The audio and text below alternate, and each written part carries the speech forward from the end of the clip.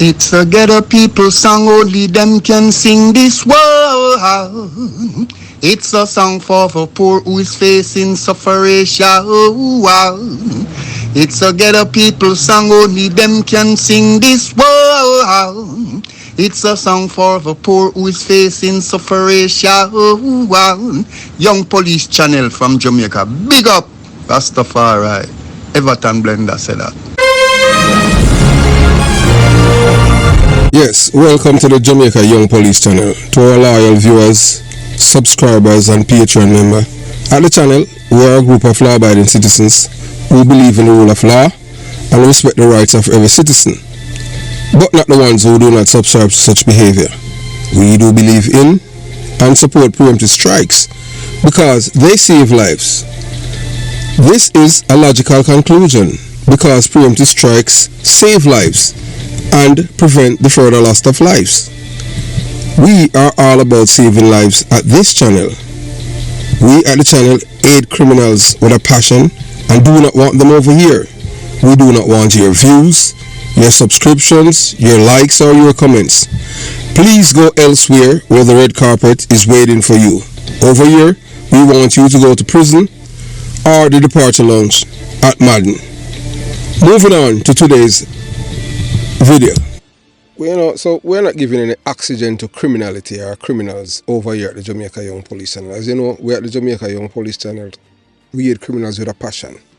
We do believe that criminals belongs in the departure lounge, yes, our prison.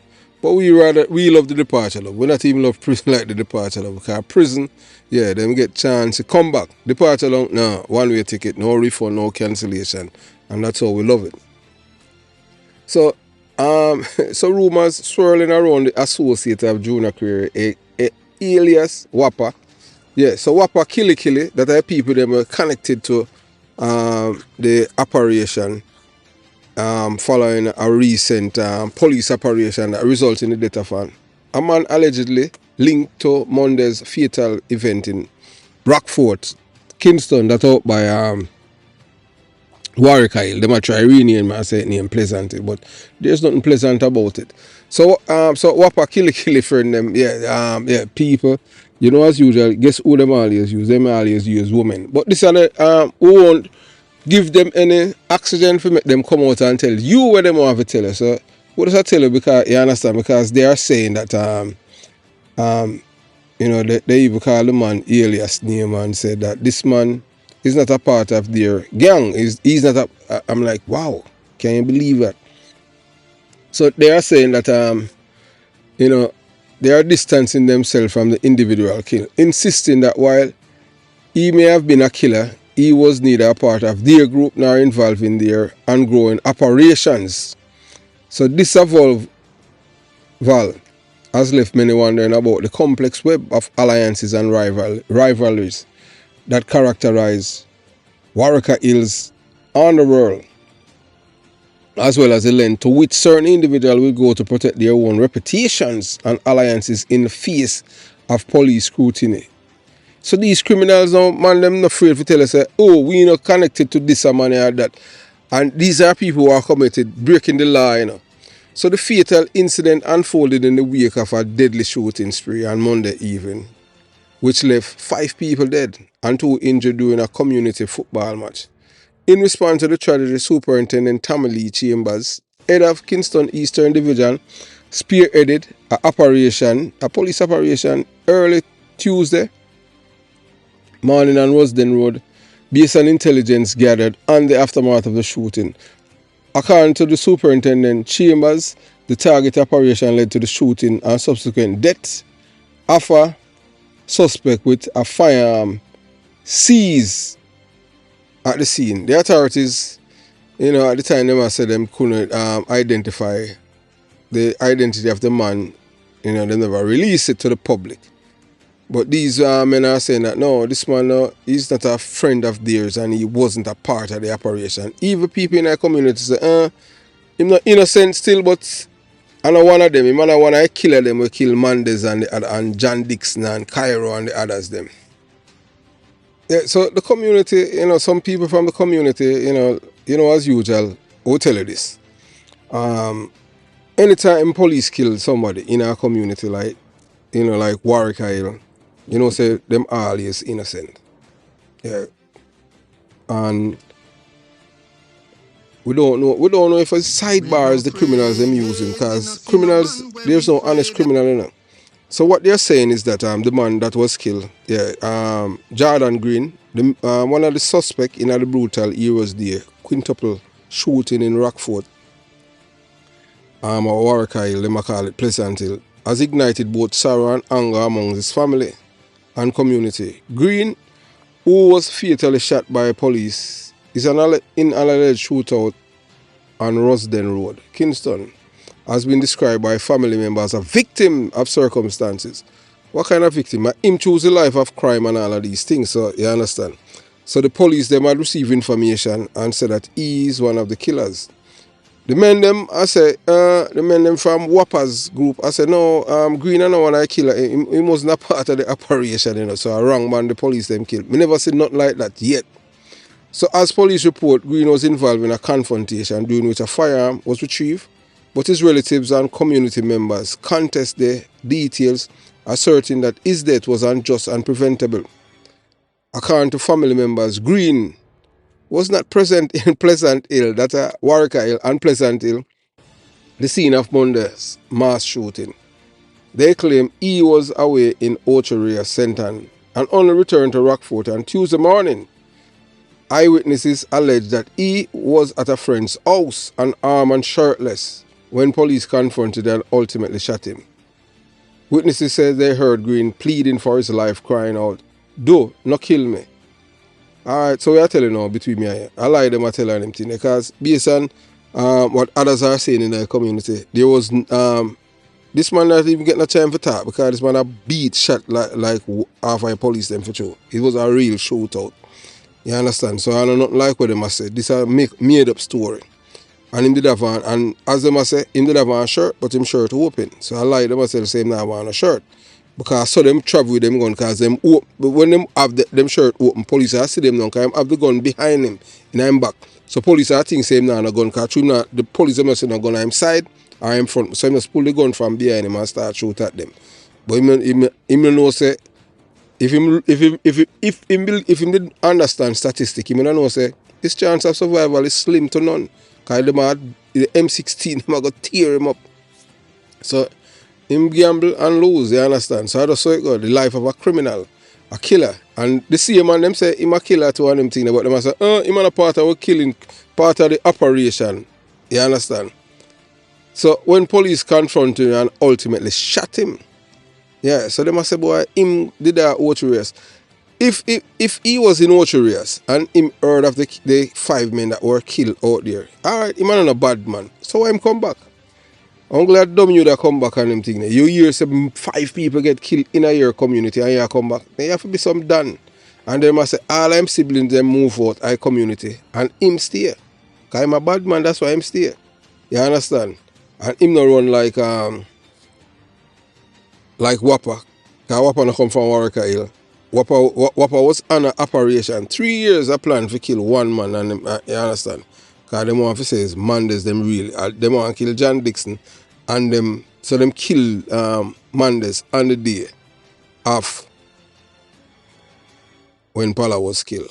And we do another video upon that. So when the police confronted him and a beer shot him a beat and police beat back that. So when the witness them a tell us about them ear say him a ball say do not kill me, I lie that. Him never get a chance to talk because him a beat shot.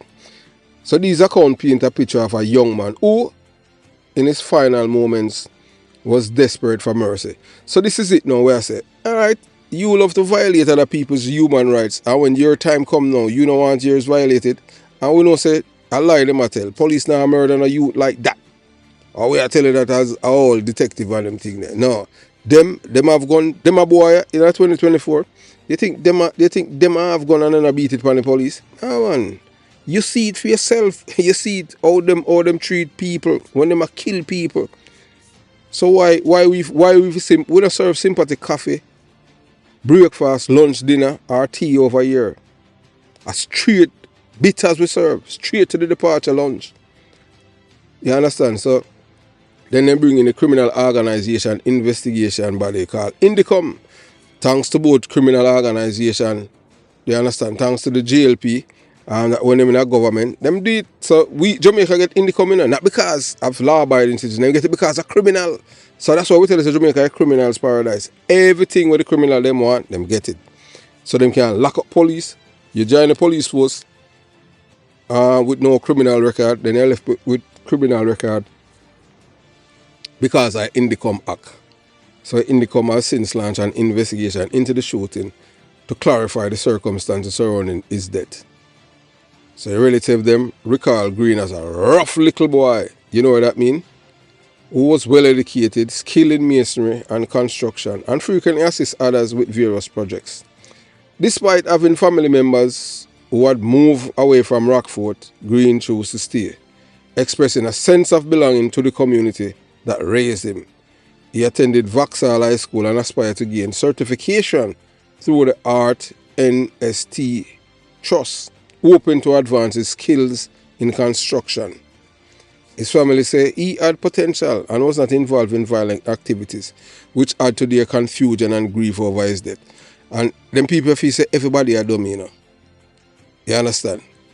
You can come from a community where you are, make it make sense. 5 people get killed, and then the next day, you hear upon the radio and you are take bus all the way from Center and come there. We are saying, because the reason why they must say that, you know, because he is really, him have some relationship to Whopper.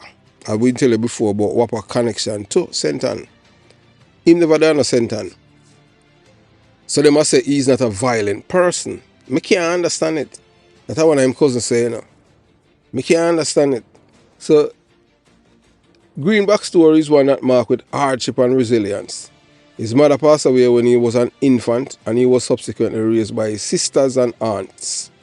Relatives like Paula O'Brien, his aunt, expressed disbelief over the circumstance of his death.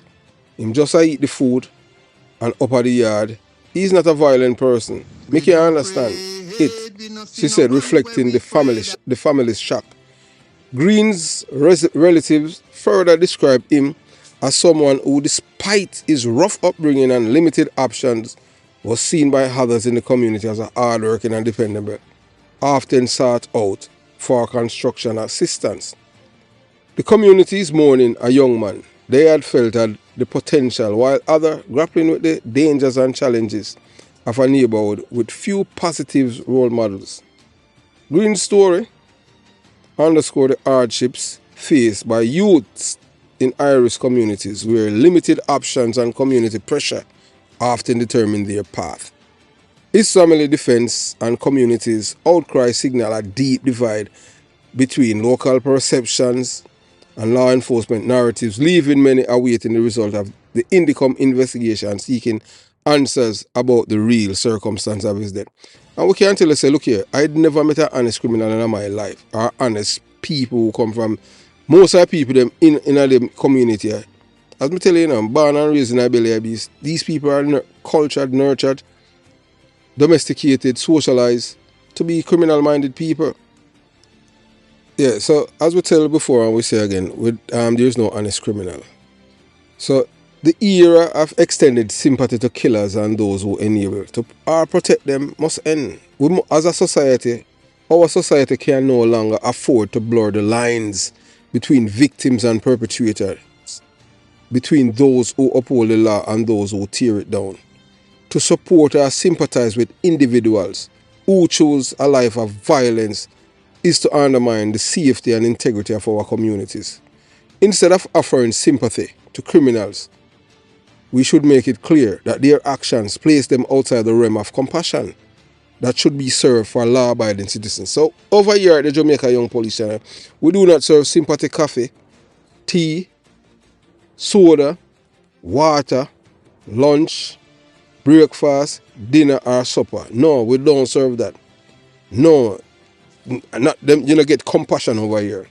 So just as we would not serve a killer, we won't serve a killer sympathy coffee, sympathy tea, sympathy soda or a meal, we must stop serve them the luxury of public empathy.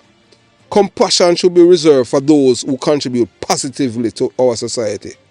Those who wake up every day to work, raise families, and build communities that thrive in safety and trust, we should turn our attention and support towards those individuals, not those who sow fear and destruction. The days of that supposed to end. Far too long, the narratives that romanticize or excuse these choices of violent individuals have skewed public perception and confused our moral compass. By glamorizing or excusing criminality, we send a dangerous message that somehow these sections of people, and their actions are understandable, are forgivable. Such message must be challenged if we are to build a future where law-abiding citizens feel protected and valued. We have to stop serve sympathy coffee, sympathy tea, sympathy soda, water, breakfast, lunch, dinner, and supper. We have to stop it. No compassion, zero. Adios, straight to the departure lounge. So such message must be challenged. If we are to build a future for law-abiding citizens feel protected and valued, a criminal must live in a fear of losing their life, not the law-abiding citizen. So the call to action is clear. As a society, we need to reinforce the understanding that actions have consequences. When an individual chooses a path of crime and violence, they also choose the social, legal, and moral repercussions that comes with it. We must not serve them pity or empathy, but instead serve justice, accountability, and a clear separation from the moral integrity that binds and holds us together as a society. We can no longer, be sympathetic to these people. The days for that is over. Many Jamaicans may not fully grasp the culture within certain communities, such as Wareika Hill. Such as Wareika Hills, now referred to as Pleasant Hill. Though residents often experience anything but pleasant condition, within these areas, a different mindset takes roots. People are often conditioned to distrust and, despite law enforcement, prioritize loyalty to community figures over cooperation with the police. Alright, and another thing too we can tell you, because I get to we born and grow. These people live up the same up in a Wareika Hill, Them can't cooperate with the police and tell the police them anything because some of the police them are criminal. We are telling that straight. So that's why the people them have to communicate with police outside of them community, because whether that you want to believe it, the same police them in East Kingston and them same on the do all this boy Whopper and collect money and let him go. Based on the information received and obtained. You understand? It is just sad how we have reached this point. So people are, them quarrel and say the police was corrupt. The corruption is a society. The police are from within the society. There's no place in a Jamaica where you can say, I remember growing up where that's a boy, a man come from country, good people. No, you can't say that no more. Everybody want to be killers. Everybody want to be a Don. Nobody no want to be decent and law-abiding citizen. If you don't go to jail, nobody no regard you as nobody. I saw it going to Jamaica. You understand? So the mentality is reinforced by a culture that encourages individual to distort the truth. So there is a culture where they impart to you as a youth who are born and growing in the belly in these communities, where them teach you from you young to tell lies and ignore their own moral compasses, ultimately enabling criminal behavior and opposing those who seek to uphold the law. So that's why them come out with music and say Informer for dead. I see people them from inner the ghetto will make music and become rich millionaire, and them start come out and propagate that against law-abiding citizens. The same people them. So in the case of Jordan Green, a suspect in the quintuple killings in Wareika Hill, this pattern is evident. His supporters are working to garner public sympathy by painting him as a victim of circumstance, glossing over his alleged involvement in violent activities. We know, we read the manuscript all the time. We know what it is like. We know say a PLI is the matter. The community narrative claims he was unfairly targeted and killed by the police, presenting Green as an innocent bystander rather than addressing his purported criminal connection. Him did a sentence. Him did a sentence and come home. Really? No more you live in a community and you say 5 people dead. You know, go there because you know the police are come and people are going to jail. They might detain them. No, but you're a bad man, you're not left. Because you're there to defend the community. Whilst the others, them gone. But you're not left because you're a bad man. I just saw it go. And him fee say must steal. Lie them I tell about them hear my big film life. There's nothing, no truth to that. People there say I lie them I tell. Lie the family them I tell. I mean a beat shot shell upon the police them. You understand? So this is what them do. These tactics them use, you know, using side stories and emotional appeal. Aim to shift public perception, painting Green as a casualty rather than a potential perpetrator. So by doing so, they hope to see it sway decent law-abiding Jamaicans, creating doubt and fostering mistrust towards law enforcement. These narratives often sidestep the harsh reality of the violence and crime that affected communities like Wareika Hills, obscuring the dangers posed to both residents and the wider public. The intention is not only to discredit the police, but to undermine the justice system, hoping that by generating sympathy, they can shield individuals from accountability. Regular thing that's them though. So this approach is familiar to those who know the social dynamics of such communities, where storytelling and community loyalty often take precedence over facts. For those outside this circle, it becomes challenging to distinguish truth from the deliberate misdirection. Them are people I like. I tell you already, 40 people give statement against me, 40 PMP, LGBTQ plus criminal organization, supporters, voters, and activists give a statement against me. I'm on a born and growing in my belly, I beast. Because they want me to go to prison for do my work. And if the victim, the man will get all of the wound them and them thing there, if him never did survive, but are they in a prison. So that's why them can't sell me them thing here. Because I know say them are liars. These people are inherently unconscionable people. They are liars. Pathological liars. Them a woman in no decency about them not nothing about them. Lie. So for those outside this circle, it becomes challenging to distinguish truth from the deliberate misdirection. The impact of this orchestrated sympathy campaign can extend far beyond Pleasant Hill, influencing public opinion across Jamaica and complicating efforts by honest, ethical police officers who work to protect the nation's citizens. In this way, a twisted sense of loyalty within certain communities continue to fuel an ongoing battle between law and disorder, with truth often lost in the process. And we have to take back Jamaica, and we have to take it back from these people. We know who these people are. As we tell you already, this youth when named Greenwood dead, yeah, him had just distraction. Him and the real problem. The real problem are educators. But who's the adult in the room to make sure that these people do the right thing? It's not going to come from Jamaica. It have to come from America. But hey, even America right now, I go through the same problem because you have a man, you understand what I'm saying? So we're not even want to touch there. But we can tell you, all of you criminal and criminal supporters, yeah. We're not giving oxygen for make you come on Jamaica Young Police and tell you lies and them thing there. Yeah, we listen and them thing there. But we're not giving oxygen for make you feel like say, yeah, no. You understand? We are tell you, say, we don't believe what you are saying and them thing there. Green, yeah, he was there too. You understand? He was there, he was present.